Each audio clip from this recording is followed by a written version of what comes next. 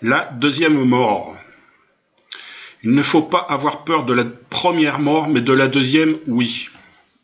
Que tu mettes 2 incarnations ou des milliers, de toute façon, tu évolueras. Cette phrase demande une précision parce que ce n'est pas tout à fait exact. Imaginons une âme qui, au fil des centaines et de centaines d'incarnations, n'arrive toujours pas à évoluer. Cette âme sera diffractée en petites parcelles avec toutes les autres âmes dans le même cas. Donc, j'imagine que ce sera défragmenté en petits bouts et chaque mis dans une marmite, je ne sais pas comment ça se passe, mais bon, j'imagine, mis dans une marmite et une louche égale une nouvelle âme. Peut-être. L'identité de cette âme diffractée n'existera plus en tant qu'individu et sera recomposée. Sauf que des parcelles de l'âme seront dans d'autres âmes recomposées. C'est ce qu'on doit appeler avoir plusieurs incarnations en même temps. Je ne sais pas.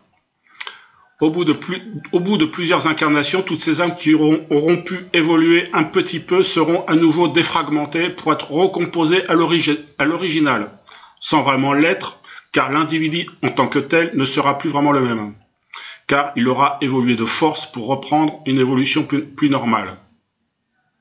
Pour les âmes qui n'arrivent toujours pas à évoluer, elles seront rétrogradées au règne inférieur. Je ne sais pas, bizarre. Et si l'âme n'évolue toujours pas, elle sera refondue définitivement.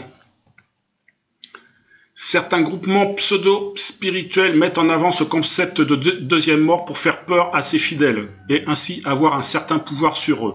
Ils oublient de mentionner que l'âme qui a été diffractée et qui a évolué, qu'elle est de nouveau recomposée à l'original. Sauf que ce sera plus vraiment toi.